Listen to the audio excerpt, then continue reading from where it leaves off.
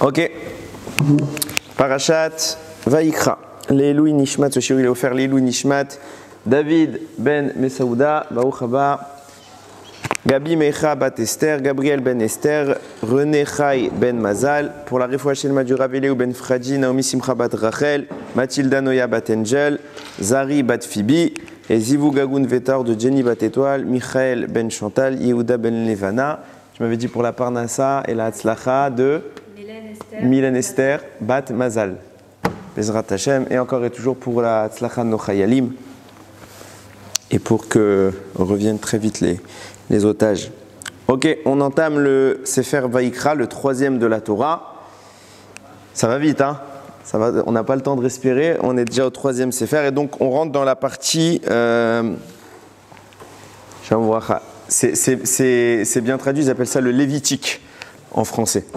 Ok, pourquoi le Lévitique? Parce que ça va être tout le travail des Kohanim au Beth Amikdash, donc tous les sacrifices, dans quel cas on fait tel et tel sacrifice. Ça commence dès le début. Et d'ailleurs, c'est les premiers psukim de la Torah. Et on va définir chacun des types de sacrifices et dans quel cas on doit le faire et de quoi il est composé.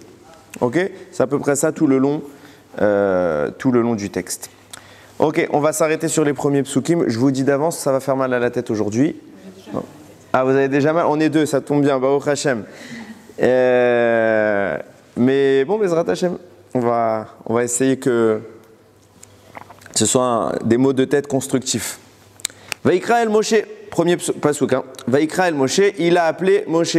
Vaydaber Hashem elav, Hashem lui a dit, Meoel Moed, les morts depuis la tente d'assignation, en disant, Daber el Bene Israël, parle aux enfants d'Israël, Vamartalem, tu leur diras, Adam qui akriv Mikem Korban Hashem, donc un homme qui voudra amener parmi vous un sacrifice pour Hachem, donc il va dire Minamehema, Minabakar, Minatson, que ce soit n'importe quel type de bétail, Takrivoet Korbanchem, vous apporterez votre sacrifice.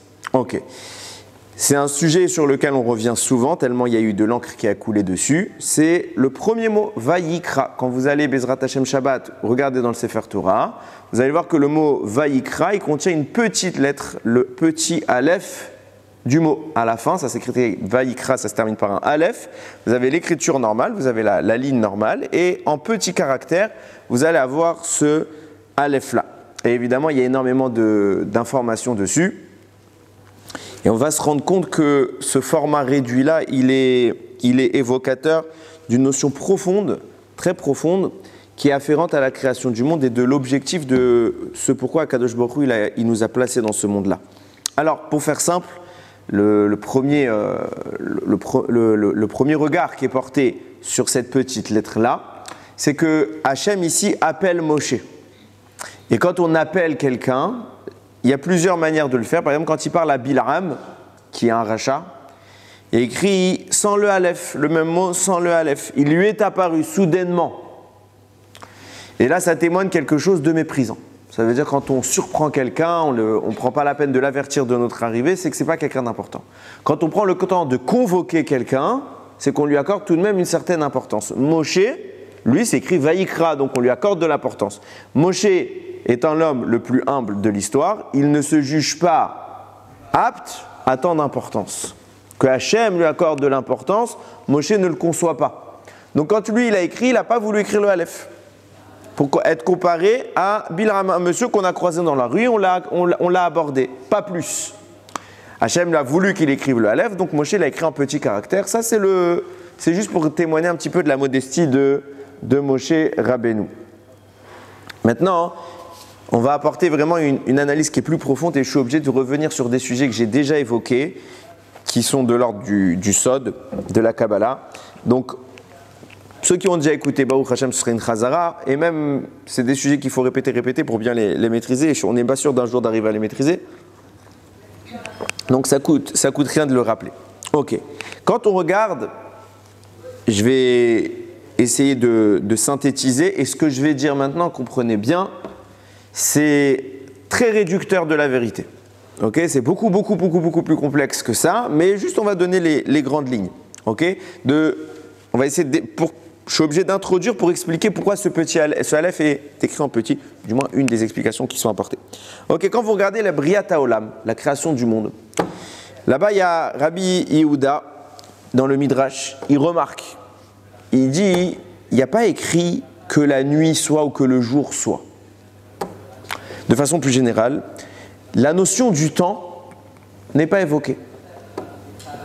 On n'a pas dit que Dieu a créé la notion du temps. Or, on sait, aujourd'hui en plus c'est très moderne, de dire que le temps n'est pas quelque chose de spontané. Ça veut dire que sans matière, il n'y a pas de temps. Donc le temps est une création aussi bien que le reste de l'univers. C'est pas quelque chose, il n'y a pas d'avant-monde. Il n'y a pas par exemple, c'est toute la théorie d'Einstein qui dit avant le Big Bang, il n'y a pas de temps. Quand on leur pose la question, mais il se fait avec quoi avant, ils vous disent il n'y a pas le temps. Le temps n'apparaît qu'avec la matière. Ok? Bon, c'est la même chose chez nous. Hein. C'est exactement la même chose, sauf que nous on dit que c'est Dieu. Et quand vous regardez le texte, Dieu a tout créé, mais il n'y a aucun moment où on nous dit et le temps fut. Et la preuve en est, on nous parle tout de suite de la nuit et du matin et du jour. C'est-à-dire Dieu crée la lumière et il dit et ce fut soir et ce fut matin. Mais tu n'as pas défini ce qu'était le soir, tu n'as pas défini ce qu'était le matin. Tu n'as pas donné un moment à la création, un moment qui va définir, qui va scinder la partie nocturne et la partie diurne. Non, c'est comme si c'était quelque chose de préexistant. De là, le Midrash dit, tu apprends que la notion de l'ordre temporel précède notre monde. Pourquoi? Parce que sinon Dieu aurait dit qu'il l'a créé à Bereshit. Puisqu'il ne l'a pas créé à Bereshit, c'est que c'était déjà là. Et nous dit le Midrash, il continue, de là tu apprends, c'est Rabbi Abaou qui enseigne, qu'Akadosh Baruch Hu, il a créé des mondes avant le nôtre, mais il ne lui plaisait pas, entre guillemets, alors il les a détruits jusqu'à qu'il crée le nôtre et qu'il dise celui-là me plaît. Comme ça il dit le Midrash. Ok. Évidemment, quand on parle d'Akadosh Baruch Hu, on ne parle pas de la possibilité de se planter. Dieu ne fait pas des tests. Et il dit, ah si ça marche, je valide, si ça ne marche pas, je ne valide pas. Dieu sait si ça marche avant de produire, de créer. On n'est pas dans la possibilité d'erreur. Donc que veut dire cette histoire du Midrash qui nous dit, bon, le monde existait avant le nôtre, il y avait des mondes avant, il ne plaisait pas, Dieu les a supprimés et il a créé autre chose. C'est l'idée ici je vais apporter juste, il y a plein de réponses, hein. Je vais apporter l'opinion du Harizal qui va vraiment rentrer, il y a tout un pan des écrits du Harizal qui traitent de ce sujet-là. Quand Dieu a créé le monde, il faut bien comprendre que le monde part de Dieu. Ça veut dire quoi? Dieu n'est pas dans le monde. Parce que si je dis que Dieu est dans le monde, ça veut dire qu'il y a un extérieur à Dieu. C'est le monde qui est en Dieu. Parce que Dieu est infiniment plus grand que le monde. Réduire Dieu à un espace donné ou à une temporalité donnée, c'est déjà lui retirer son caractère infini. Ça, c'est pas possible. Donc Dieu est le point de départ du monde. Maintenant, de par cet infini, pour arriver à quelque chose de fini, on est obligé de passer par des restrictions sur restrictions, ce qu'on appelle tzimtzum. Dieu va quelque part se retirer d'un endroit et qui vont permettre de mettre des écrans, entre guillemets, qui nous permettront à nous de supporter sa présence. Ok? Nous, on est le monde dans lequel il y a tellement d'écrans qu'on peut vivre. Mais si vous enlevez un écran, on ne peut plus vivre. Parce que c'est tellement intense que notre dimension ne le supporte pas. Vous comprenez jusque-là? Très bien. Dans la descente des mondes, donc on va partir de Dieu qui est infini, et on va mettre des écrans, donc ça va être des mondes qui vont s'enchevêtrer les uns les autres. Dieu va arriver à un état d'un monde dans lequel il veut qu'on interagisse. Pour laisser place à une interaction, il faut donner un rôle à celui qui va interagir. En clair, Dieu va définir un rôle à sa créature. La créature, c'est nous. Pour que cette créature ait un rôle, Dieu ne va pas faire un monde parfait. Si le monde est parfait, alors la créature n'a pas de rôle. Donc Dieu va volontairement créer un monde imparfait, et le rôle de l'humain, ce sera de parfaire ce monde. Ok. Dans la création d'un monde imparfait, Dieu va faire un endroit, je ne vais pas rentrer dans les détails, qui va être quelque part instable. Instable au point qu'il va s'effondrer. Ce qu'on appelle la notion de Shvirat Hakelim. Je m'explique. Chaque monde, il est orchestré, structuré de la même manière, à une intensité plus ou moins grande. Le monde du dessus, il est plus intense que le monde du dessous. Ok? Comment c'est structuré? Vous avez des sphirotes. Les sphirotes, c'est des sortes de catalyseurs de lumière. Et la lumière, elle rentre dedans.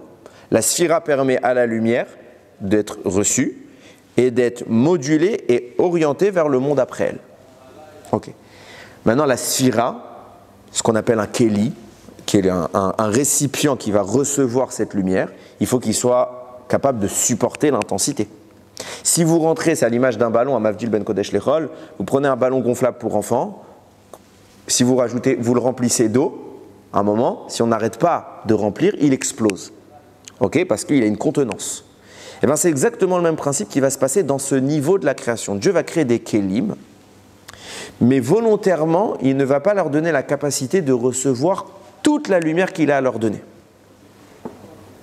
Donc quand il va envoyer cette lumière-là, les kélim vont se briser.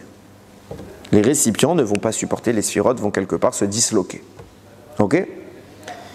Et ça va effondrer le monde. C'est de ça que parlait le Midrash quand il disait Dieu a créé des mondes et il les a détruits. Il ne lui plaisait pas jusqu'à arriver au nôtre qui lui plaît. Ça veut dire quoi? Ce n'est pas une erreur.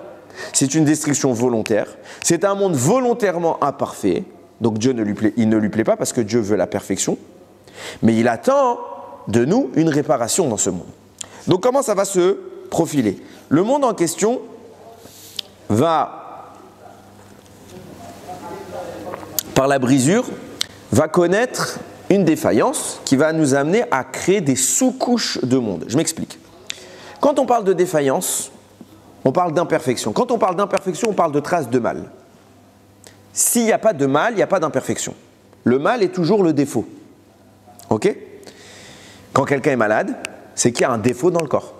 S'il n'y a pas de défaut dans le corps, que ce soit une bactérie qui soit entrée, un virus ou un dysfonctionnement, c'est un défaut. Tant qu'il n'y a pas de défaut, tout fonctionne bien.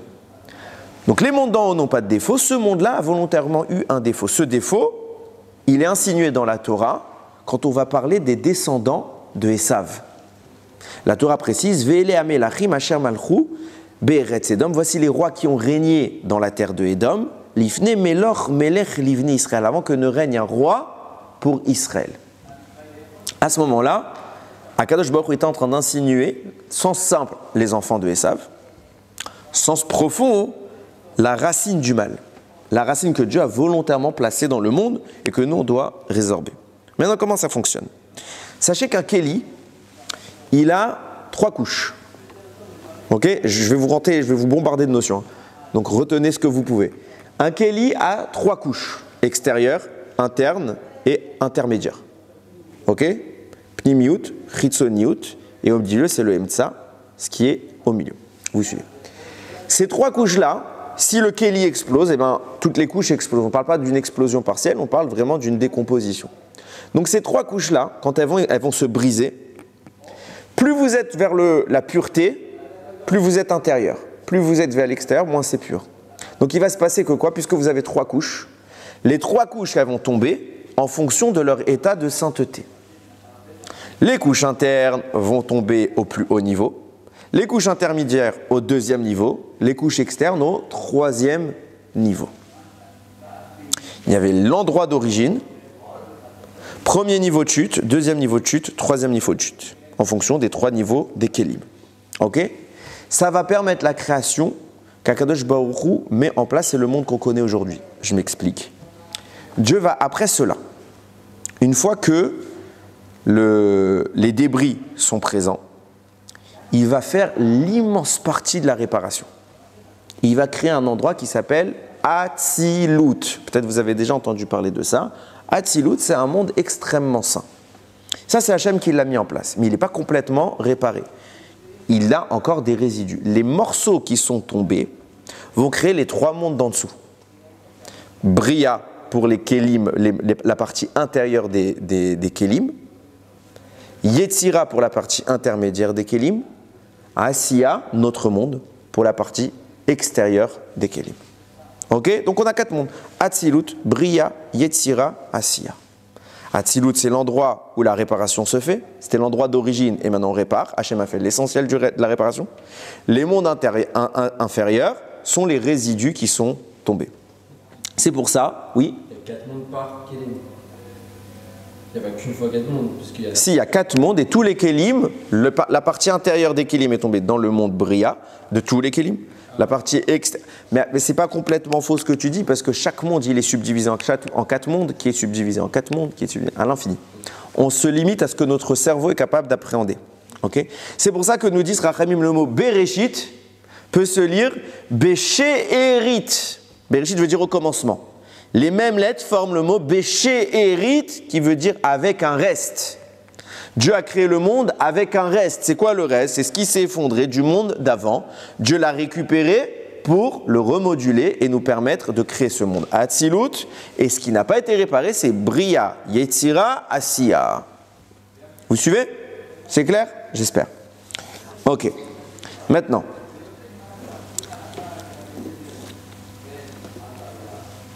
Il y a un détail indispensable. Quand les mondes, les débris se dégradent et descendent, un débris, dans la question, dans le propos dont on parle, il est animé par sa lumière. Ça veut dire le Kéli, il reçoit sa lumière, c'est quelque part son âme.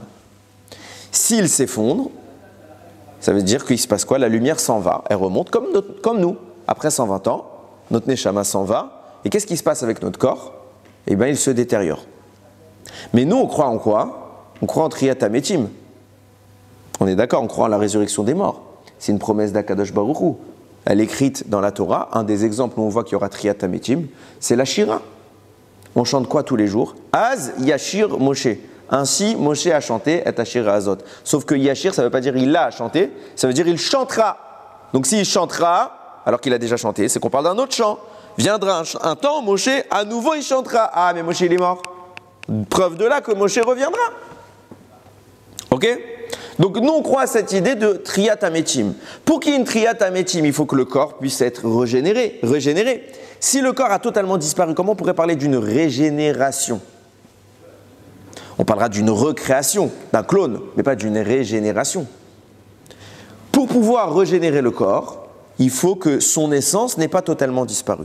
C'est pourquoi, dans la tombe, reste un élément minimaliste de vie. Il y a toujours une source résiduelle de la Neshama. La Neshama monte, okay, avec le temps, vous savez qu'il y a plusieurs parties dans la Neshama, c'est pour ça que le deuil sur la Havelut, les 12 mois, sont répartis en une semaine, un mois et 12 mois. Okay? Pourquoi? Parce que c'est à chaque étape une montée de la Neshama. Au bout de la semaine, c'est le Nefesh qui s'en va, c'est la Neshama qui s'en va. Au bout du mois, c'est le Rouar. Au bout de l'année, c'est le Nefesh. Mais il reste un peu. Merci. Il reste un peu. C'est grâce à ce un peu-là qu'on pourra faire Triyat HaMetim. Eh bien, même idée, nous disent Rachamim, exactement la même idée dans les Kélim dont je vous parle. Quand ils sont tombés, pour les maintenir, Akadosh Baruch Hu a laissé un résidu de lumière. Un résidu de lumière pour leur permettre de perdurer jusqu'au moment où on les réparera. Ce résidu de lumière s'appelle des étincelles. Et il nous dit, le Harizal, et il démontre pourquoi, il y a précisément, pour tous ces kélim-là qui se sont effondrés, 288 étincelles. Ce qu'on appelle les rafar nitzotzot. Rafar, c'est Gematria, valeur numérique 288. 288 étincelles. Notre travail, c'est de les faire remonter. Quand on les fait remonter, on répare. On les fait remonter où? Nous, on est dans le dernier monde. On doit les faire remonter au premier monde, Hatzilut. Ce n'est pas vraiment le premier, il y en a plein avant, mais c'est les mondes qu'on gère. Ok? Vous suivez jusque-là. D'ailleurs, c'est intéressant, nous dit le Harizal, c'est comme ça que naît un enfant. Il y a exactement, pour que la vie puisse émerger et qu'il y ait un accouchement, il faut 288 étincelles. Pourquoi? Parce qu'à la naissance, l'enfant reçoit immédiatement un stock qu'on va appeler la vie. La vie se dit en hébreu Chai. Chai, valeur numérique 18. Il reçoit tout de suite, pour pouvoir avoir une émergence d'existence, il faut un implant de vie. C'est Chai. Il reçoit tout de suite 18 étincelles. Après, il va se suivre de là une gestation de 9 mois. Ok? Ce qui correspond à 270 jours. Le Harizal, il fait tous les calculs en fonction, est-ce que c'était des mois pleins, pas des mois pleins. Ok, toutes les combinaisons, elles sont expliquées là-bas. C'est 270 jours. 270 plus les 18 qu'il a reçus, il se passe quoi? Tous les jours, l'enfant, dans le ventre de sa mère, reçoit une étincelle de vie supplémentaire sur 270 jours. Donc il a un stock de 18 au début, et il a une succession de 270, ça lui fait bien à lui aussi 288 étincelles de vie, il peut naître. Il est viable. Et dans le cas où il est prématuré? Il les reçoit par la suite. Pourquoi? Parce qu'on voit bien que son développement se poursuit. C'est ce qu'on appelle l'état gestationnel. Cet état-là existe même dans le Sod. Ça veut dire quoi? C'est quand, dans les sphérotes, on parle tlat, ils sont en 3 sur 3, je ne vais pas rentrer trop dans les détails. Ils sont 3 sur 3, ça veut dire c'est quand le bébé il est recroquevillé sur lui-même. C'est comme ça qu'un bébé il est dans le ventre de sa mère, il est recroquevillé sur lui-même. C'est la position fétale. Ok? Et ben c'est exactement ce qui se passe dans les sphérotes, c'est exactement la même chose quand elles sont en état gestationnel. Et c'est d'ailleurs ce qui se passe à Pessah. À Pessah, quand on était en Égypte, mais je ne vais pas rentrer là-dedans, on était dans cet état-là. Ok? Si je rentre dans trop de trucs, on s'en sort plus. Ok? Je reprends. On est donc dans cette disposition où Dieu a fait descendre d'en haut, a laissé descendre avec la destruction dont je parle, il a laissé descendre 288 étincelles. Notre travail, c'est de peaufiner, réparer. Comment on fait ça? Torah, mitzvot. Nos mitzvot font remonter. Et quand on a tout fait remonter, fin de l'histoire. Le monde d'en haut est prêt. Les 3 mondes d'en bas n'ont plus de raison d'être, donc ils remontent et ils retournent à la source. Et le monde d'en haut, il est fini. On est dans l'ère du Mashiach. Tout cela est insinué dans Bereshit, premier psukim, il y a écrit Ve'haaretz haïta tohu vavohu, et la terre elle était néant. Pourquoi néant? Parce que tout était cassé. Ve'chosher al pene tehom, et l'obscurité à la face des abîmes. Ve'ruach elokim, et le souffle de Dieu. C'est quoi le souffle de Dieu? Ce qui permet d'exister. Ce souffle de Dieu, c'est les 288 étincelles. On voit qu'ils sont Merachefet alpene amaim, ils planaient à la surface de l'eau. Prenez le mot Merachefet, explique le Harizal, c'est les lettres de Rafar, 288, Met, la mort. Il s'est passé qu'ils ont vécu une mort, ce qui a engendré leur descente. Et donc, puisqu'ils sont descendus, ils sont en état de néant, 288, qui ne sont pas en état de vie.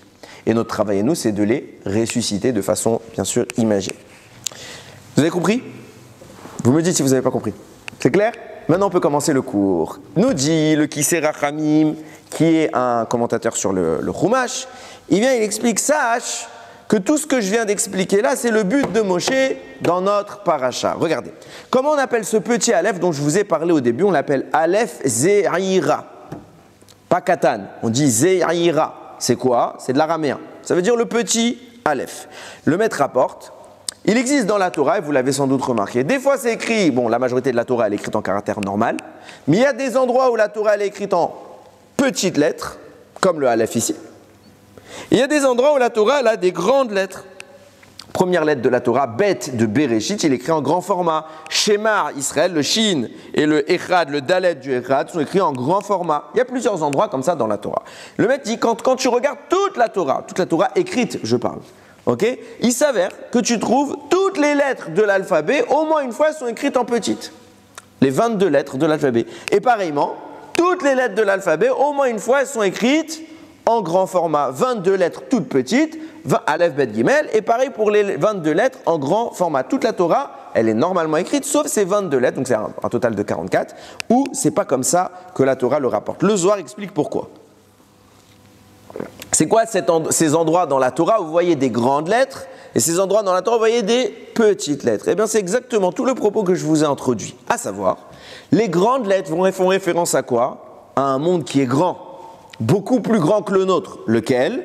Celui de Hatzilut, le tout premier, celui qu'on doit atteindre. Dans cette dimension-là est révélée la lettre dans son plein état, en pleine possession de ses moyens. Donc elle est en grand format, elle n'est pas restreinte. La petite taille vient connoter la restriction. C'est pourquoi, en parallèle des 22 lettres originelles, j'ai envie de dire, c'est pas vraiment ça, mais c'est l'idée. Dans notre monde, le monde à Hatzilut, c'est le plus haut qu'on doit viser. Les lettres, elles s'expriment de façon beaucoup plus libérée et elles sont la source qui va générer les mondes d'en dessous, qui eux sont une restriction du monde dont je parle. C'est pourquoi que les grandes lettres sont quelque part ce qui anime et nourrit, c'est un peu la neshama, de ce qui va créer notre monde. Et ça s'habille au travers des petites lettres. Donc vous avez 22 grandes lettres qui sont génératrices et 22 petites lettres qui viennent recevoir cette énergie dans notre monde. C'est-à-dire que tout le flux descend dans toutes les dimensions jusqu'à arriver dans notre monde. On reçoit l'énergie pour la canaliser. C'est pour ça que la Torah commence par Bereshit bara, Elohim et. Regardez comment il dit le Zohar. C'est quoi les deux premiers mots? Bereshit, bête, bara, bête. Pourquoi? Il recommence à écrire Bereshit, un grand bête. Bara, il a créé un petit bête. Pourquoi? Pour te dire qu'est-ce qui a permis la création, le petit bête. C'est qu'à la base, il y avait une source qui était grande, un grand bête. Et c'est elle qui vient animer, donner la capacité au petit bête d'interagir dans notre monde. Et pareil, après on va dire Elohim et, encore Aleph, Aleph, pour dire que Aleph, Aleph, ils sont deux fois, il y a la même dimension, une en haut, une en bas. Et c'est ce qui va permettre toute la suite de l'histoire.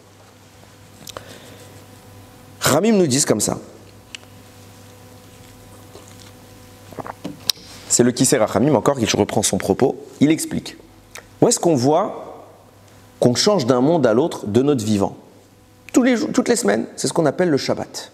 Shabbat, sachez, ceux qui connaissent, une des kavanotes de Kabbalah à avoir le Shabbat, c'est à la Tfila de Mincha, à la fin de Mincha de vendredi soir, on fait remonter tous les mondes et on rejoint le Olam Ha'atzilut, tout en haut. Tout en haut. C'est pour ça que vous allez voir que dans la Tfila de la semaine et la Tfila du Shabbat, il y a un procédé qui est parallèle et différent à la fois. Je m'explique. Dans la Tfila de la semaine, enfin dans toute l'année, vous avez le schéma le matin, et le schéma il est précédé de ce qu'on appelle le Yotzer. Ok, Yotzer Or Vurei Chocher, c'est la bracha qui introduit le schéma. Dans le Yotzer, il y a une phrase qui est Kel Baruch Gedol Dea Echi Nufal Zarei Chama Tov Yatzar Kevod, etc. Cette phrase-là, je ne vais pas vous la traduire, ce n'est pas le sujet, elle est composée de tout l'alphabet. Kel, Aleph, Baruch, Gedol, Dea, Echin, à chaque fois Aleph, Bet, Gimel, Dalet. On a tout l'alphabet là-bas dans cette phrase-là. Cette phrase-là est supprimée le Shabbat. Elle est remplacée par quoi? Un chant qui s'appelle Kel Adon Al Kol HaMaasim. Il y a plein d'airs, c'est un très beau chant que les gens aiment bien chanter ensemble en chœur le Shabbat. Et vous regardez comment il est constitué ce chant. Chaque lettre commence une phrase. Ça suit l'ordre de l'alphabet. Cette fois, la nuance, elle est où? C'est que dans la semaine, l'alphabet débute un mot, et c'est tout, et on change tout de suite de lettre. Chaque mot, on change de lettre. Là, c'est que l'alphabet dirige non pas un mot, mais une phrase entière. Donc on est dans la notion de l'expansion. Pourquoi? C'est exactement ce qui est en train de se passer. À savoir que comme la semaine, on est dans le Olam numéro 4, le monde numéro 4, qu'on appelle Asiya. Je rappelle, Atzilut, Bria, Yetzira, Asiya. On est tout en bas. Ok? Donc là, on est dans la petitesse. Donc c'est qu'un mot. La lettre ne gouverne qu'un seul mot. Shabbat, on est remonté dans le grand format de la lettre. Donc la lettre gouverne toute une phrase. Ok? C'est exactement ce phénomène-là qu'on est en train d'évoquer. Maintenant,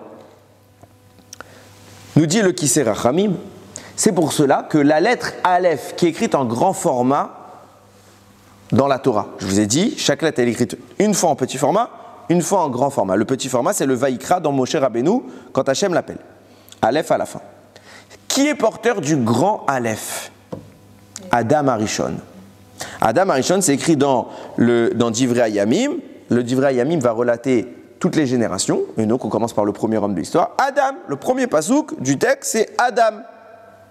Avec un grand Aleph. Donc, c'est intéressant de voir la corrélation. Adam Arishon est écrit avec un grand Aleph. Et le petit Aleph, il est afférent à qui? À Moshe Rabbeinu.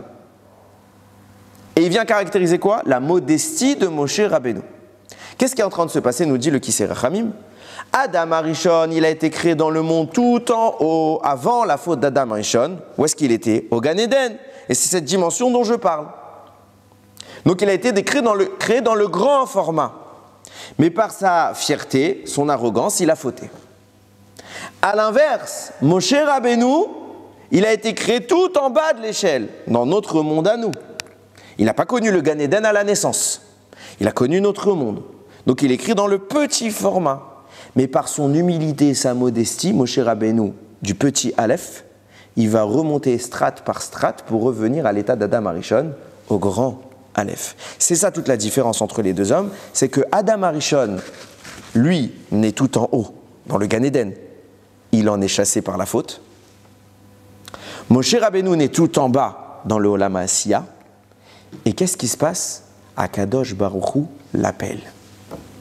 Vaikra, il l'a convoqué, il l'a appelé. El Moshe, il a appelé Moshe. Comment ça se produit? Quand Akadosh Baruch Hu appelle Moshe, ce pasouk-là fait suite au dernier qu'on a lu la semaine dernière dans Pekoudé, la fin du livre de Shemot. Moshe Rabbeinu a fini de construire le Mishkan et la nuée vient recouvrir le Mishkan. Moshe Rabbeinu lui dit « Qui je suis pour rentrer ?» La présence divine est là, je n'entre pas. Hachem lui dit « Depuis quand lui il reste dehors ?» C'est lui qui a tout fait, il reste dehors. Vaikra el Moshe. Il a appelé Moshe. Donc à quoi Hachem invite Moshe? À pénétrer dans la nuée, dans le Mishkan. Vous suivez jusque-là? Donc en clair, il l'appelle à quoi? À vivre une transition qui est exactement l'inverse d'Adam. Adam est expulsé, Moshe est invité. C'est pour ça que je vous disais, nous disait le Kisser Rachamim, le petit Aleph, les petits formats de lettres s'appellent Zeira. C'est quoi Zeira? C'est petit. Valeur numérique du mot Zeira, 288. Pourquoi? Parce que ce qui sépare les mondes, c'est ces 288 étincelles. Vient Moshe Rabbeinu et son rôle, c'est de réélever ces 288 étincelles pour les restituer tout en haut. Et une fois qu'elles sont tout en haut, on ouvre la porte à pouvoir retourner dans le Gan Eden. C'est pour ça qu'Hachem appelle Moshe.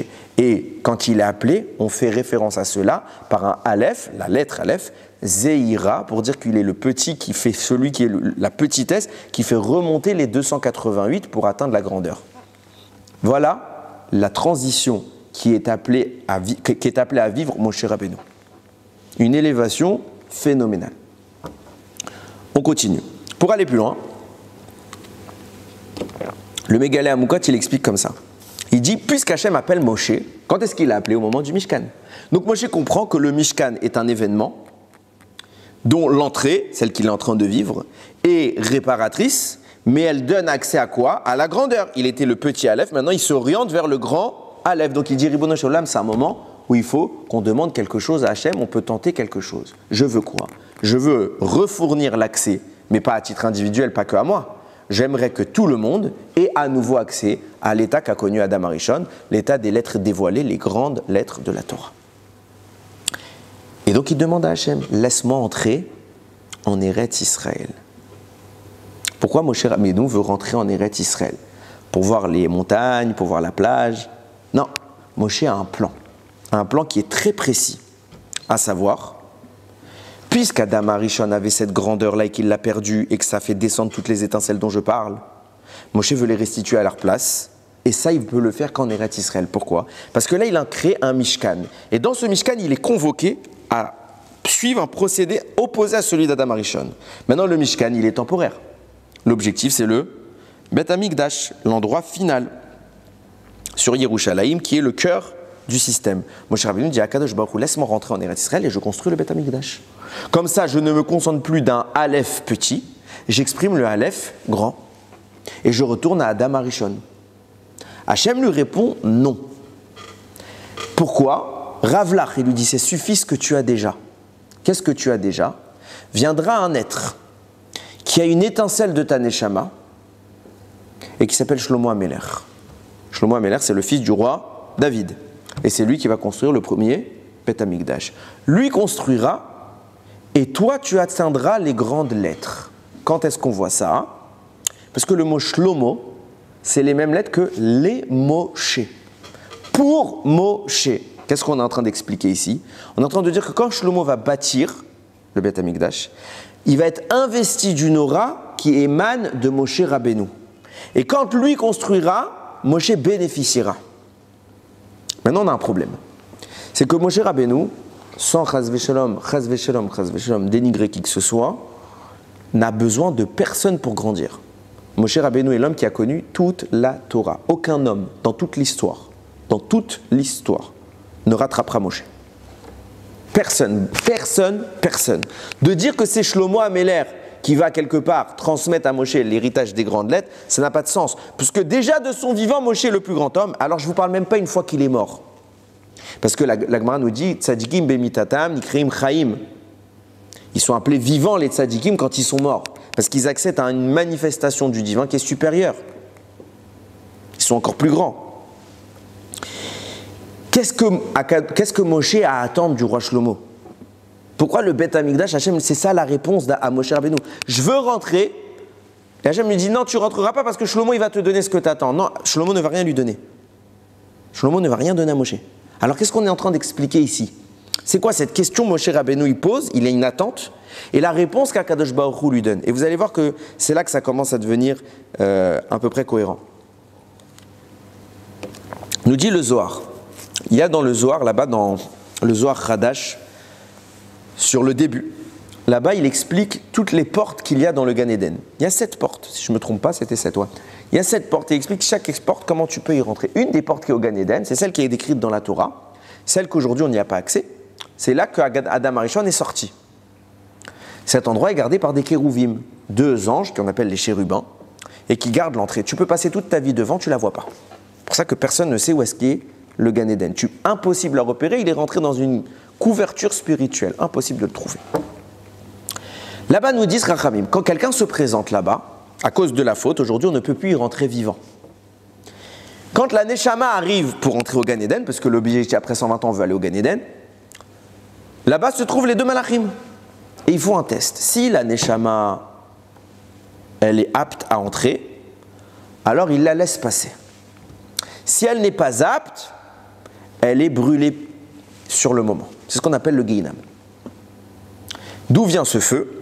Là-bas, la Torah nous rapporte, je vous lis le pasouk, quand Adam Arishon a été chassé, il y a écrit Vaïgaresh et Adam, il a chassé Adam du Gan Eden, Vayashken mikedem le Gan Eden et à Kérouvim, et il a placé les 2 Kérouvim devant le Gan Eden, Vetla tachirev amit apechet, et il leur a donné une épée, alors c'est écrit généralement l'épée flamboyante. C'est très classe. Amit apechet, ça ne veut pas dire ça du tout. Amit apechet, c'est quelque chose qui s'inverse. Ok? À four, l'opposé. Ça veut dire, j'ai envie de dire, une épée inversante. Ok? Lishmor et derer et sachaim, pour surveiller le chemin de l'arbre de la vie. Cette épée-là, si on arrive devant le Gan Eden, notre Neshama elle est méritante, il lève l'épée, Shalom à l'Israël, tu peux rentrer. Sinon, c'est de cette épée-là que sortent des flammes qui peuvent faire très très très très mal, Chaz v'Shalom, lo alenu. Une fois qu'on a eu le droit d'entrer, là-bas, il y a une nuée, nous dit le Zohar. Il y a les Hanané Kavod, comme les Hanané Kavod, et eux nous permettent de monter d'étage en étage en étage en étage. Les Hanané Kavod sont l'ascenseur nishmatique, l'ascenseur des âmes qui rentrent au Gan Eden. Et le Zohar compare cela à quoi? Et j'ai 2 textes du Zohar différents. Le Zohar Hadash également dans Parashat, que je ne me trompe pas. Là-bas c'est page 24b et là c'est page 27a. Pour vous dire, c'est 2 pages différentes, 2 sujets a priori qui ne sont pas les mêmes, même si on est dans le même rapport. Les 2 endroits disent, ce système-là est comparé à quoi? Au Kohen Gadol, qui le jour de Yom Kippour rentre dans un endroit où il y a également 2 kérouvim. C'est quoi? Le Kodesh HaKodashim. Si le Kohen Gadol est méritant, alors il en ressort vivant, il monte très très haut. S'il n'est chas v'shalom pas méritant, des 2 kéroubim sort une flamme, qui vient annihiler le Kohen et consume sa neshama, il meurt sur place. C'est pour ça qu'on mettait une ficelle à la jambe du Kohen avec des cloches pour que quand il bouge, on entende du bruit. On n'avait pas le droit de rentrer. Le seul qui peut rentrer, c'est le Kohen Gadol. Si il est parfait, quand je dis parfait, comprenez bien, ça veut dire quoi parfait? C'est-à-dire qu'il n'y a pas une fraction de seconde à laquelle il pense à autre chose qu'à Dieu. Vous imaginez, c'est quoi parfait? Combien de temps on arrive à rester concentré? Quand vous faites votre amida, on parlait de l'amida tout à l'heure. Quand tu fais ta amida, combien d'autres sujets tu penses? Fais une amida où tu penses rien qu'à Hachem, c'est sûr qu'il y a une bracha qui va sortir de là. Mais c'est tellement dur. Tellement dur. On n'arrive pas à maintenir, focaliser notre esprit. Qu'est-ce qui se passe? Donc le Kohen Gadol, si un seul instant, il se déconnectait, alors les 2 kérouvim le foudroyaient sur place, et il fallait une corde parce que personne ne pouvait rentrer, il fallait une corde et on tirait avec la ficelle, on rapatriait la dépouille du Kohen Gadol. Pourquoi? Parce que nous dit le Zohar, le Kodesh HaKodashim, c'est exactement l'homonyme, le parallèle avec le Gan Eden. De même que le Gan Eden est un endroit extrêmement saint où réside la présence d'Akadosh Baruch Hu, de même le Kodesh HaKodashim est un endroit extrêmement saint où réside la présence d'Akadosh Baruch Hu. De même que l'entrée du Gan Eden est surveillée par 2 kérouvim, de même l'entrée dans le Kodesh HaKodashim est surveillée et gardée par 2 kérouvim. De même que quand on se présente au Gan Eden, il faut être parfait, sans défaut, sans quoi on est en péril. De même le Kohen Gadol qui vient à cet endroit-là, s'il a un défaut, il est en péril. Exactement le même cheminement. D'ailleurs, c'est pour vous dire à tel point que c'est corrélé. Il y a un sefer qui s'appelle Brit Menucha, qui est un commentaire sur le Seder HaAvoda de Yom Kippour. À Yom Kippour, pendant le Moussaf, qu'est-ce qu'on fait? On relate tout le travail que faisait le Kohen Gadol en rentrant dans le Kodesh HaKodashim. Et là-bas, lui, il fait les commentaires, il explique tout ce qui se passe. Il dit, quand il rentrait le Kohen Gadol au Kodesh HaKodashim et qu'il survivait, sachez qu'à ce moment-là, il pouvait voir de ses yeux l'arbre de la vie, le Etz HaChaim, et il y voyait les fruits. Il n'avait pas le droit de manger. Mais il avait accès au Etz HaChaim. Comme c'est écrit, il voyait l'arbre, ses branches et ses fruits. C'est pour vous dire que le Kodesh HaKodashim, qui est dans le Beth Amikdash, ce lieu où seul un homme, une fois par an, le Kohen Gadol à Yom Kippour, pouvait entrer, c'est vraiment l'endroit où s'effondre la barrière du réel et on commence à voir ce qu'il y a derrière le Gan Eden. Ok. Nous dit le Rama Mipano. D'ailleurs, entre guillemets, c'est pour ça qu'on a l'habitude de chanter quand on a fini le Seder HaAvoda. Le Chazan a fini le Seder HaAvoda. Normalement, il y a celui qui est son sommaire qui est à côté de lui. Il chante Ashrea Inra Kolele. Heureux l'œil qui a vu tout cela. Qu'est-ce qu'il a vu? Il a vu une boîte en or. Il y avait quoi? Il y avait le Aaron HaKodesh et tout. Qu'est-ce qu'il a vu? Il a vu le Gan Eden. Il a vu le Gan Eden. Et quand il sortait, il était imprégné d'une doucha. Il savait tout de suite si son fils il allait lui succéder ou pas. Je ne sais pas si on imagine. Je ne sais pas si on imagine qu'est-ce que c'était que le Kohen Gadol quand il rentrait là-bas. 1 an pour se préparer. Toute l'année, il faut qu'il se prépare. C'est pas stam. Une faute, c'est fini. Kodesh Kodashim. Nous dit le Rama Mipano. Qu'est-ce qui se passe lorsque... Vous avez bien retenu tout à l'heure quelques détails importants. C'est que dans les informations que j'ai données, on voit parallèle entre Kodesh HaKodashim et Gan Eden. Ok. Deuxième point, c'est quoi le test d'entrée? C'est les 2 kérouvim, dans les 2 cas, avec l'épée dont j'ai parlé tout à l'heure. Et si on a réussi le test d'entrée, on entre dans les Anané Kavod. Qu'est-ce qui se passe à ce jour-là où il y a écrit Vayikra Moshe et il est appelé à rentrer dans la nuée? Et derrière laquelle il y a quoi? Les Kérouvim. Qu'est-ce qu'il est en train de passer? Il est en train de passer ce test-là, sauf que Moshe il a une capacité extraordinaire. Lui, il rentre quand il veut. Il ne rentre pas qu'à Kippour. Le Kohen normal, Gadol normal, il rentre à Kippour. Moshe Rabbeinu, quand il veut, il peut rentrer. Régulièrement. Hein? Moshe, c'est le plus grand Kohen de l'histoire. Parce que c'est écrit, on en a parlé la semaine dernière, ouais. C'est écrit que quand Moshe Rabbeinu a refusé d'aller libérer les bénis Israël, là-bas c'est écrit que Akadosh Baruch Hu lui a dit t'inquiète pas, parce que Moshe lui disait je bégaye. Il lui dit c'est pas grave, Aaron sera ton traducteur. Là-bas c'est écrit Aaron à Lévi. Rachid dit pourquoi Aaron le Lévi? Parce que normalement il aurait dû rester Lévi. Et toi tu aurais dû être Cohen. Mais comme tu m'as énervé, tu perds le statut de Cohen et lui sera Cohen. Et toi tu seras Moshe à Lévi. Vient le Sfat Emet et il explique, et je le cite très souvent, il dit que pourtant on voit que Moshe Rabbeinu c'est lui qui a inauguré le Mishkan en tant que Cohen Gadol. Avec les habits de Yom Kippour. Comment c'est possible? Je crois qu'il était plus Cohen. Réponse, Moshe Rabbeinu, il était un Cohen de la dimension des Malachim. Nous, on était redevenus humains après la faute. On ne pouvait plus supporter la grandeur de Moshe. Donc Moshe Rabbeinu, il est encore plus haut. Plus haut. Ok? J'en étais où? Nous dit le Rama Mipano. Donc, ah oui, pardon, j'ai bien précisé, je remets les choses dans l'ordre. Toute la corrélation Kodesh Kodashim, Gan Eden, entrée surveillée par 2 kérouvim avec une épée magique, et à l'intérieur, les Anané Kavod qui nous permettent l'élévation dont je parle. Vient nous dire le Rama Mipano, voyant que Moshe Rabbeinu qui pouvait rentrer à l'intérieur, qu'il était le Aleph Zeira, le petit Aleph, qui subitement a droit de rentrer quand il veut dans le Gan Eden, pour voir l'arbre de la vie, qui est capable de supporter la présence des 2 malachim, de l'épée et des Anané Kavod. Il comprend que le Zeira 288 est en train d'être réparé par son action. Et donc il dit à moi, Kadosh Baruch, Ribono shel olam, laisse-moi rentrer en Eretz Israël pour que le véritable endroit, pas le portatif, pas le Mishkan, le véritable endroit qui s'appelle le Beth Amikdash, je le construise. Et quelle est mon intention quand je ferai ça? J'irai voir les deux malachim à l'entrée du Gan Eden et je leur retire leur épée. J'ouvre les portes et tout le monde rentre. Et fin de l'histoire. Voilà l'objectif de Moshe Rabbeinu. Il prie à Kadosh Baruch, laisse-moi rentrer.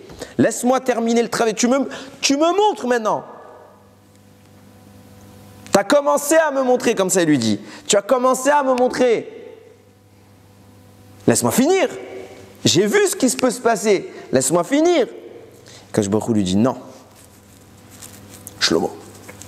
Et plus tard, on finira l'histoire. Shlomo en attendant. Pourquoi il lui a montré Parce que Moshe était capable de voir. C'est pas parce que nous ne méritons pas, et tu vas comprendre quel va être le blocage, que quelqu'un qui est grand, on ne va pas lui donner. Lui, il peut, il a. Donc il voit. Mais Hachem lui dit, Moshe lui dit, mais j'ai commencé à voir. Laisse-moi montrer aux autres. Ne laisse pas que ça à moi. J'ai commencé, maintenant, moi, terminer le travail. Je peux briser cette frontière, cette réalité. Laisse-moi y aller. Et ce qui est intéressant, ce qu'il va falloir définir, c'est comment ça va être mis en place. Comme je vous le disais tout à l'heure, tout ça passe par quoi?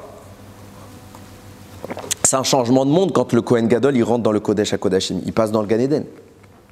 C'est pourquoi, je vous ai dit tout à l'heure, qu'est-ce qui faisait passer d'un monde à l'autre? C'était les Hanan et Kavod. On monte grâce aux Hanan et Kavod dans le Gan Eden. Il y avait là-bas la nuée et hop, l'ascenseur magique, on montait dessus. Quand le Kohen Gadol entre dans le Kodesh HaKodashim, je l'ai dit aussi également la semaine dernière, c'est un Sfat Emet, il dit il doit être précédé de Hanan HaKetoret. Un des travaux qu'il doit faire dans le Kodesh HaKodashim, c'est faire brûler l'encens. Sachez que l'encens, c'est tout le sujet de ce dont je vous parle, c'est faire monter toutes les étincelles, je ne peux pas rentrer là-dedans. Maintenant, il doit faire brûler l'encens. Nous dit le Sfat Emet au nom du Zohar. Pourquoi il fait brûler l'encens? Parce que ce que j'explique depuis tout à l'heure, c'est que les Hanané, Kavod, les nuées, sont ce qui permet l'élévation. L'élévation de quoi? Des étincelles dont je parle. Elle lui permet de remonter. Quand une personne, elle monte dans le ciel, sa Neshama, elle va avec tout son stock d'étincelles. Et donc, les Hanané Kavod vont permettre de remonter. Et bien exactement, c'est ce que doit faire le Kohen Gadol. Quand il fait la Ketoret, il fait monter une nuée autour de lui qui est la source même des Hanané Kavod dont je parle.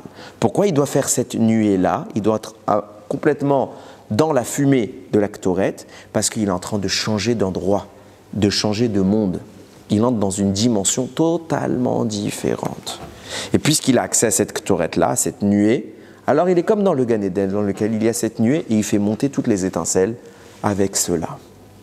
Maintenant qu'on a expliqué ça, on va devoir expliquer le mécanisme que Moshe voulait utiliser. Comment Moshe comptait briser le sceau des portes du Gan Eden. Il y a un livre qui s'appelle Torah Rabbi Yehonatan, de Rabbi Yonatan Aishvitz, qui explique le fameux chant de Chad Gadya. Vous connaissez ce chant qu'on chante à Pessah? À la fin de la Haggadah, on chante Chad Gadya, Chad Gadya. Ok? Là-bas, il y a toute une suite d'événements, c'est l'effet domino. Lui, il a fait ça, puis lui, il a fait ça, puis lui, il a fait ça, etc. On ne va pas s'arrêter sur toute la chanson. Je vais m'arrêter sur une phrase de la chanson, c'est écrit, vous la connaissez. Il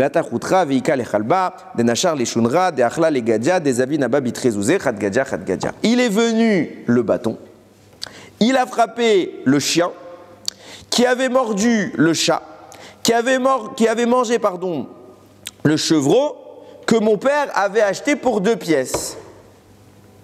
Alors, pour comprendre, il faut lire tout le début du commentaire, je vous le fais en bref. Il explique le maître que ce chant-là vient raconter toutes les péripéties du Ham Israël. Ok? C'est qui le chevreau? C'est les Bnei Israël. Mon père nous a acheté. Mon père, c'est Akadosh Baruch Hu. Avinu Sheba Shamayim. Il nous a acheté. Et sont venus maintenant les ennemis d'Israël. Ceux qui nous ont attaqués. Le premier à nous avoir attaqués, c'est qui? Mitzrayim. Et il est comparé dans la chanson au quoi? Au chat. Peut-être pour ça qu'ils ont un délire avec les chats, eux. Ils nous ont attaqués comme ça, ils ont voulu nous dévorer. Et ils ont failli réussir. Au Hachem, on est sorti. Est venu ensuite le chien. Et il a attaqué là où l'autre s'était arrêté. Donc, qui est le deuxième à nous avoir embêtés dès qu'on est sorti d'Égypte? Amalek. Al-Pisod, à chaque fois qu'on parle du chien dans la Torah, Amalek. La clipa de Amalek, c'est toujours qu'élève. J'ai fait plein de shiurim sur ça, c'est pour regarder mes shiurim pour voir que je mens pas. C'est pas genre je vous le sors ici parce que ça m'arrange. C'est une qu'élève comme un cœur. Hein? Ouais. C'est antinomique. Il y a toujours le bien et le mal. Ok? On voit que même le chien, il a une qualité. Il s'est tué quand on est sorti d'Égypte. Donc on lui accorde. Et qu'est-ce qu'il a eu comme récompense? Quand on fait une shrita, retenez bien ce que je dis parce que je triche, je vous dis ce que je vais dire à la fin. Quand on fait une shrita, on égorge un animal. Si l'animal, on fait les vérifications de mesure. Si l'animal, il a toutes les bonnes vérifications, il est caché. Sinon, il est taref. On ne peut pas le manger. On ne peut rien faire avec. Alors on le donne à qui? À manger au chien. Mérite, d'où il vient ce mérite? Sens premier, le chien s'est tué quand on est sorti d'Égypte. Vous allez voir qu'il y a un sens plus profond à ça. Ok? En attendant, le chien, c'est toujours Amalek. Et qu'est-ce qui se passe? Une fois qu'Amalek est venu, Ve'atar Routra, il est venu, le bâton, il a tapé la tête de Amalek. C'est quoi ce bâton qui frappe Amalek? Nous dit le Torah Rabbi Yonatan. C'est le bâton de Moshe Rabbeinu. Pourquoi? Quel est le rapport entre le bâton de Moshe Rabbeinu et Amalek? Les deux viennent du même endroit. Les deux viennent du même endroit. D'où est né Amalek? Amalek, c'est le Safek. Valeur numérique du mot Amalek, valeur numérique du mot Safek. Le doute. Le doute, il vient d'où? Du fait qu'on ait mangé le Etz Adat, Tov Vara. On a mangé l'arbre de la connaissance du bien et du mal. Donc on a mélangé le bien et le mal. Maintenant, on ne sait plus qu'est-ce qui est bien, qu'est-ce qui est mal. Là, il est né le Shoresh de Amalek. La racine de Amalek est apparue à ce moment-là. D'où vient le bâton de Moshe Rabbeinu? Le bâton de Moshe Rabbeinu est une branche du Etz Adat, Tov Vara, de l'arbre de la connaissance du bien et du mal. C'est pourquoi, quand il est dans les mains de Moshe, c'est un bois, positif, neutre. Quand il est jeté au pied de Paro, c'est quoi? Un serpent. Qu'est-ce qu'il y avait sur le Etz Adat? Un serpent. Celui qui nous a fait fauter, quand il est en présence du bien, il exprime le côté positif. Quand il est en présence du mal, il exprime le côté négatif. Puisqu'ils sont de la même racine, c'est l'élément qui vient lutter contre le mal. Moshe Rabbeinu doit frapper à la tête de Amalek. On voit ça, dit le maître, il fait une corrélation intéressante entre deux psukim. Il y a écrit comme ça. Première fois que Akadosh Baruch Hu demande à Moshe de prendre le bâton, c'est début de Shemot, il lui dit Ve'et amate azeh tikar beyadecha. Ce bâton-là, tu le prendras dans ta main. Donc Moshe dans sa main, qu'est-ce qu'il y a? Le bâton. Quelques psukim plus loin, quand on est sorti d'Égypte et que Amalek nous a attaqués, il ne pouvait pas nous attaquer pendant qu'on était en Égypte, il y avait déjà quelqu'un qui s'occupait de nous. Donc il a attendu, maintenant que plus personne s'occupe de nous, il dit allez, c'est mon tour. Moshe Rabbeinu, qu'est-ce qu'Akadosh Baruch Hu lui dit? La première fois, il lui a dit dans ta main, qu'est-ce qu'il doit y avoir? Il doit y avoir le bâton. Et maintenant qu'il va se battre contre Amalek, qu'est-ce qu'Hachem lui dit? Ve'aya ka'asher yarim Moshe yado. Et lorsque Moshe levait sa main, c'est pas écrit ses mains, c'est écrit sa main. Pourquoi? L'autre main tenait le bâton. Non, c'est celle-là qui tenait le bâton, du moins je pense. Du moins, j'ai pas de preuve à ce que je dis, je veux pas te dire de bêtises. Mais a priori, dans la logique, qu'est-ce qui se passait? Quand Moshe levait la main, Vegavar Israël, on gagnait. Veka Asher Yaniach Yado, quand il baissait sa main, Vegavar Amalek, Ras Veshalom, c'est l'autre qui gagnait. Qu'est-ce qui se passe? Nous dit le maître. Puisque le bâton, c'est l'élément capable de détruire Amalek, il faut l'élever pour lutter contre Amalek. Qu'est-ce que c'est qu'Amalek? C'est justement l'emprise du mal qui a dévoré toutes les étincelles et qui retient toutes les étincelles dont je parle. Comment je vous avais dit tout à l'heure qu'était insinué dans la Torah la chute de tous ces kélim au travers des fils de qui? De Esav. Qui est le fils central, le substrat du mal de Esav? Amalek.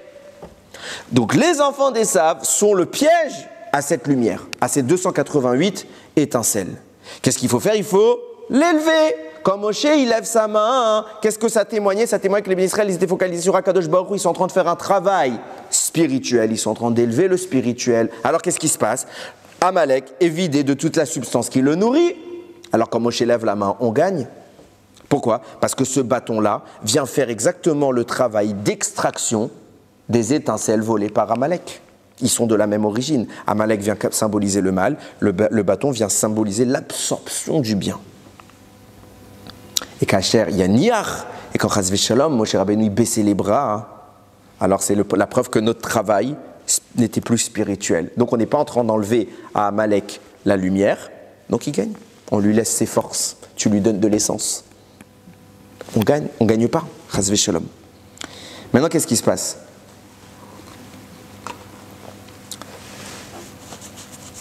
Je vais aller encore plus loin. Je vais vous fatiguer un peu plus. Regardez comment...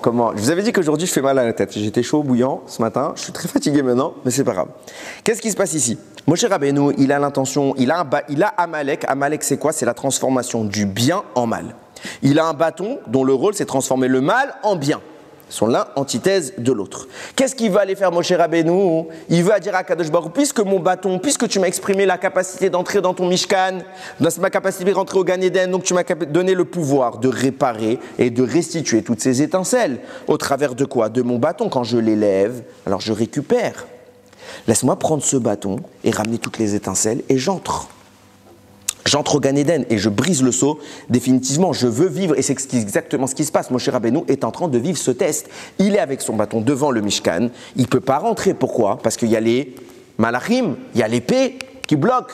Et Vaïkra, El Moshe Hashem l'appelle, lui dit tu peux rentrer. Donc Moshe Rabbeinu il peut maintenant traverser cette dimension et donc faire cette restitution de la lumière dont je vous parle depuis tout à l'heure, toutes ces étincelles. Comment cela fonctionne? Là, dans tout ce que je viens de vous expliquer au travers des 288 étincelles, je vous ai introduit insidieusement la notion de l'exil de la Shekhinah. Vous avez sans doute entendu parler des tonnes de fois. Hachem est en exil, la présence divine est en exil. Qu'est-ce que c'est que la présence divine qui est en exil? Dieu il est en exil. Il y a quelqu'un qui peut mettre Hachem en exil? Où? Où c'est pas chez lui? Expliquez-moi un endroit sur terre où c'est pas chez Hachem. Comment il peut être en exil? On parle de quoi? La Shekhinah, on ne parle pas de Dieu directement. On parle de quoi? De la partie du divin, ces étincelles de vie, qui est tombée de 288 étincelles. C'est ça qui est en exil. Comme ça, il explique le Noam Elimelech. Noam Elimelech, il nous dit, c'est quoi l'exil de la Shekhinah? C'est les étincelles qui ont sombré au moment de la destruction de ce monde dont je parle. Et notre travail, c'est de libérer ces étincelles, donc de libérer la présence divine. La Shekhinah, dans la Kabbalah, elle est afférente à deux mondes. Elle est dans tous les mondes dont j'ai parlé, mais dans toute la structure, il y a deux niveaux féminins. La Shekhinah, c'est le féminin, qui correspondent à cette présence-là. C'est quoi? Ces mondes-là s'appellent Rachel et Léa.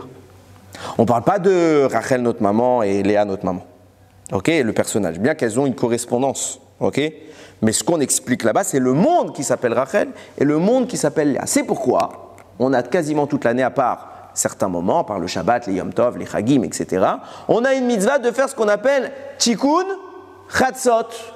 Tout celui, vous faites tous, n'est-ce pas, Tikkun Chatzot au milieu de la nuit, ok, aux alentours de minuit, ça va, c'est pas très tard ici, ok, on se lève ou on reste réveillé, ça dépend, et on va lire un texte qui est coupé en deux morceaux, un qui s'appelle Tikkun Léa Rachel, le premier, et un qui s'appelle Tikkun Léa. Quoi? Notre maman, elle avait besoin qu'on lui fasse un Tikkun?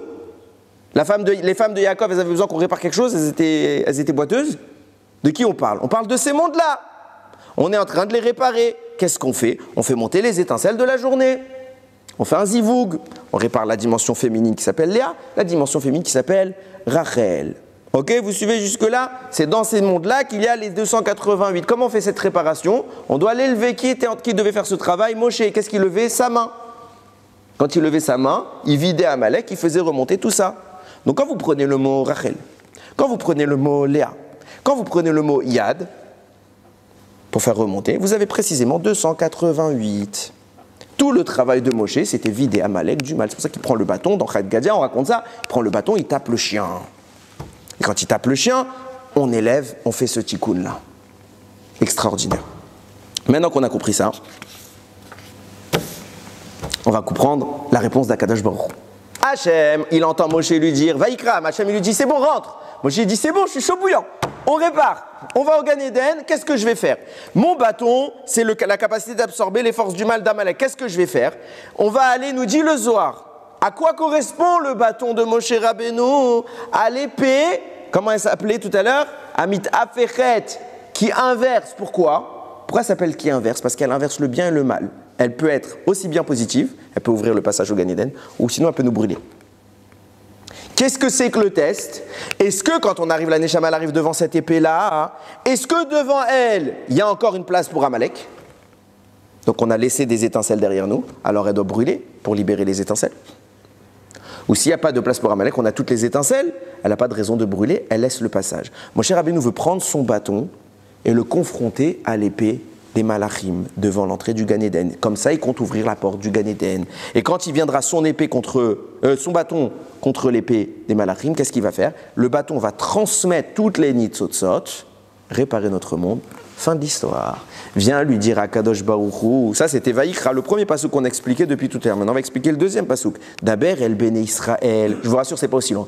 Daber el Béné Israël, parle aux enfants d'Israël. Ve'amarta alehem, tu leur diras, Adam qui akriv miken korban lachem. Un homme qui viendra apporter un korban à Kadosh Baruch Hu. Ça, c'est la réponse à la question de Moshe. Où on voit qu'il y a une réponse à la question de Moshe Rabbeinu. Viens, Raphaïm Bital, dans le sefer qui s'appelle l'Écouter Torah, il y a un commentaire là-bas qui s'appelle Ta'ameh HaMitzvot. Il explique là-bas. Il dit c'est quoi le secret, le sod des sacrifices? Qu'est-ce qu'on fait quand on fait un sacrifice? Alors écoutez bien, je vais encore introduire des notions. Je vous l'ai expliqué 1000 fois, le monde est structuré au travers du tétragramme, Yud, Ke, Vav, Ke. On pourrait croire qu'il n'y a que 4 parties, mais en réalité il y a 5 parties. Pourquoi? Parce que la première partie, c'est la petite épine, ce qu'on appelle le kotz de la lettre Yud, la petite pointe au sommet du Yud. Ça, c'est la transition entre le monde d'en haut et le nôtre. Toujours, il y a un kotz. Après vient la lettre Yud, puis la lettre He, puis la lettre Vav, puis la lettre He. 5 dimensions. Le kotz, l'épine, le Yud, le Ke, le Vav et le Ke. Ces 5 dimensions-là vont créer 5 niveaux d'existence. Il y a les 4 mondes dont je vous parle, et le sommet du premier, Hatzilut, au sommet, correspond à la pointe du Yud. Vous me suivez?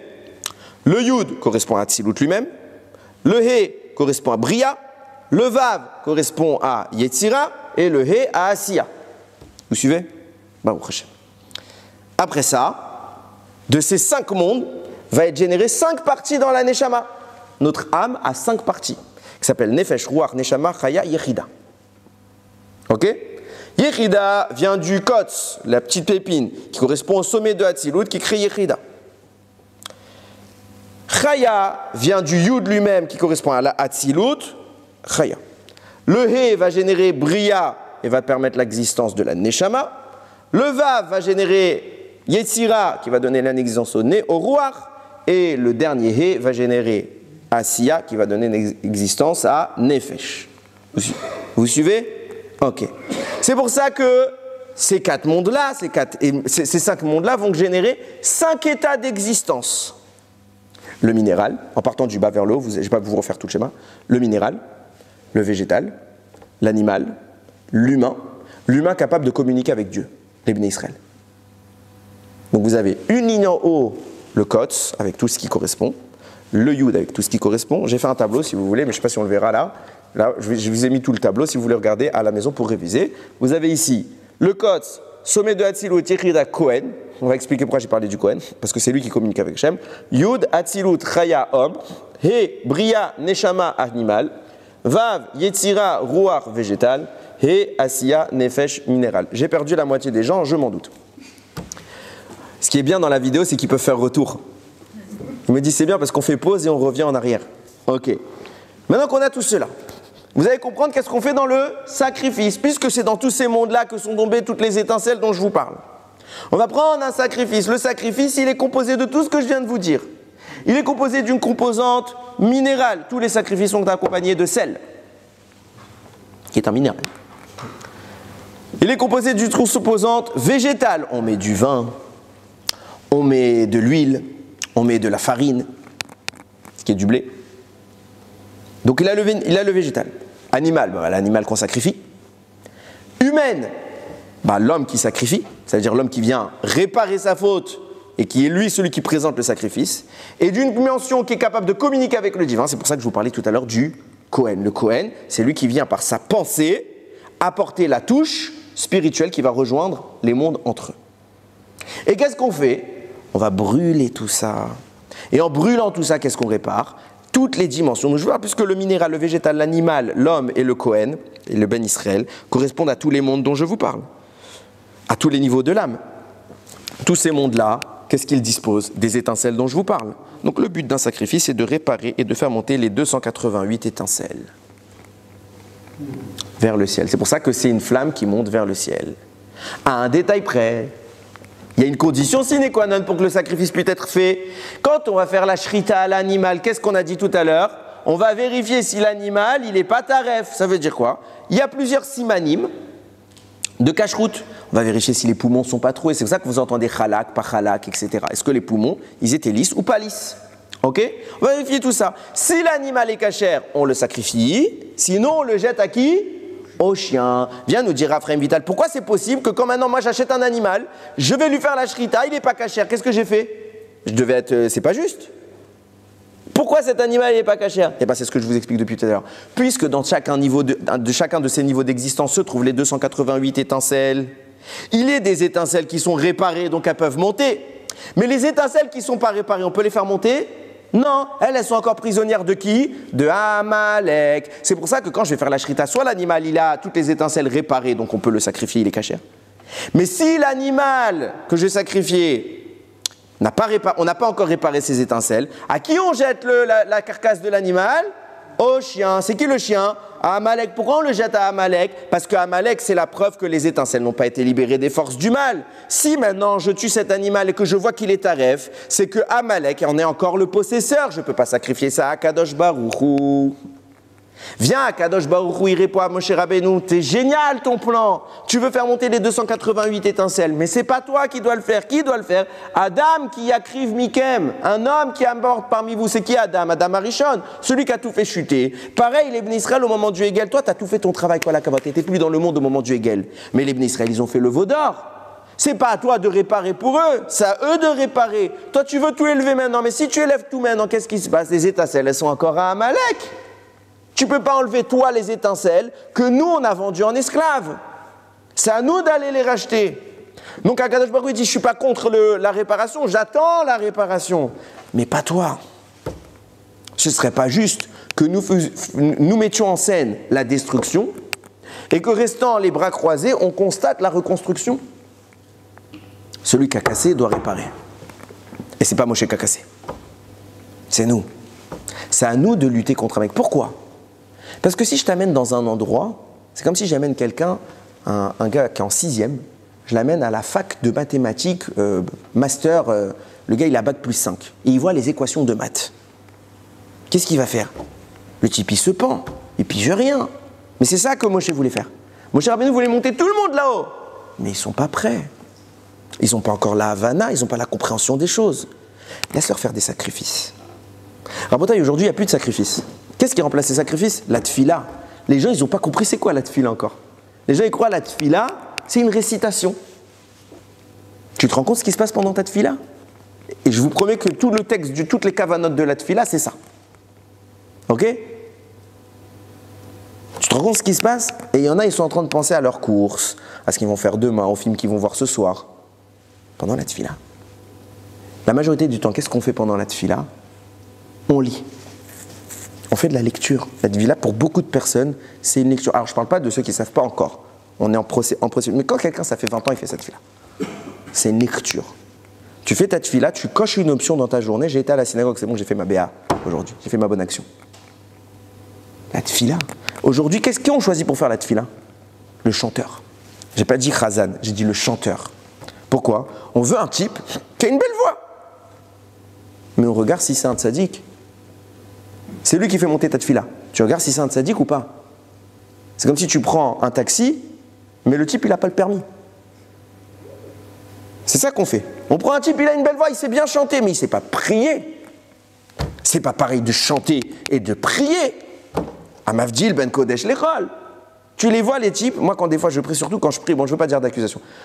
Quand tu pries dans certains endroits, la Hamida, je suis à peine à la 2e ou la 3e bracha, j'entends Modim. Vous savez, quand c'est Rosh Chodesh et que le type il fait Ya'ale veyavo. Et comment t'es à Ya'ale veyavo? Je suis à Takadosh. Alors je veux bien que je suis lent, peut-être. Mais c'est une folie. Qu'est-ce que les gens ils croient que la tefila c'est juste oh mon bon Seigneur, donne-moi telle et telle chose. Mais il se passe des choses énormes pendant la tefila. C'est terrifiant, terrifiant. Quand on rentre au Beth Knesset, on doit être rempli d'émotions, on doit trembler. On doit trembler. Des fois, je vois dans les synagogues, les types, ils sont sur leur téléphone. Vous arrivez, parce qu'il faut savoir que pour beaucoup, la tefila commence à Odou, ce qui est une grave erreur. La tefila commence une quinzaine de pages plus tôt.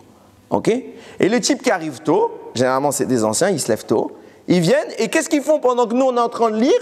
Ils sont sur leur téléphone. Des fois, ce matin, j'ai entendu quelqu'un, t'entends ploum, ploum, ploum, il était en train de jouer. Non, je vous promets, j'étais dans une synagogue, non, c'était ce matin. Je l'ai regardé, mais je ne pouvais pas parler, j'étais en train de lire. Je l'ai regardé, mais il est fou. Non, il n'est pas fou. Il ignore. Il ignore. C'est pas de sa faute. Il ne sait pas. On peut juger ces gens? Non. Mais nous, on sait. Donc nous, on doit faire quoi? On doit au moins être un exemple. On prie, Mahamash. Vous savez, moi, avant, je faisais beaucoup Chazan. J'étais dans une synagogue à un moment, tous les matins, ils me demandaient de faire Chazan. J'ai arrêté, je suis parti de la synagogue. Je ne fais plus Chazan.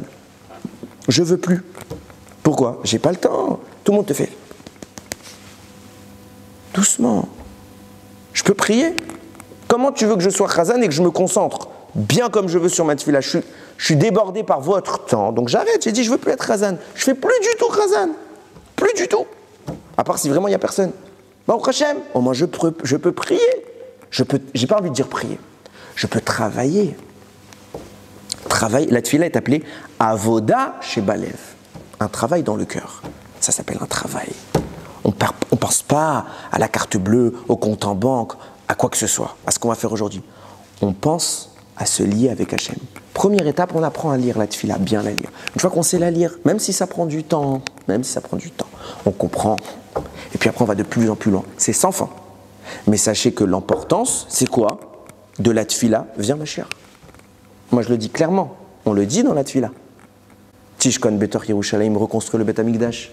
Et Tsemar David Avdecha, fait pousser la corne de David Améler. C'est de quoi qu'on parle? On parle de la Géoula. La Géoula, on attend quoi? Tekab et chauffard, Gadol et Cherouté nous vient faire sonner du chauffard pour le grand chauffard pour notre libération. Tu racontes ça comme si c'était un blablabla. T'as des types, ils sont à Gaza en train de se battre pour essayer de sauver des otages, pour essayer de sauver que nous on ne reçoive plus de missiles et qu'on soit tranquille. Qu'est-ce qu'on doit dire nous? Amène-nous la Géoula, il faut aider aussi ces gens. C'est un travail la tefila. C'est pas une récitation. C'est pas une option qu'on coche dans notre journée, c'est bon, j'ai fait ma tefila. On prend le temps. On prend le temps.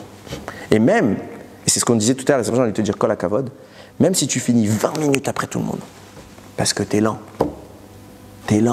sois lent. C'est le plus beau compliment qu'on peut dire à quelqu'un qui fait cette tefila, c'est t'es lent.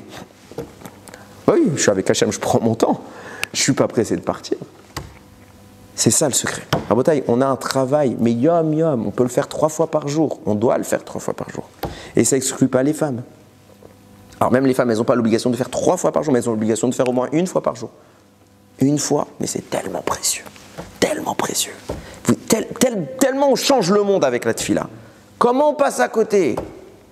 Comme ça, on fera venir Mashiach. Il y a ratson qu'on ait le srout de prier, de demander réellement Mashiach, de demander vraiment qu'Akadosh Baruch Hu soit le véritable roi, qui revienne, qui construise son véritable palais, le Bet Amikdash, qui nous envoie Mashiach, qui nous libère, et que nous aussi, on arrive avec Moshe Rabbeinu. Et cette fois, on ne viendra pas, il ne sera pas seul, on sera tous en bande, et on défoncera les portes du Gan Eden. Baruch Adonai Leolam. Amen ve Amen.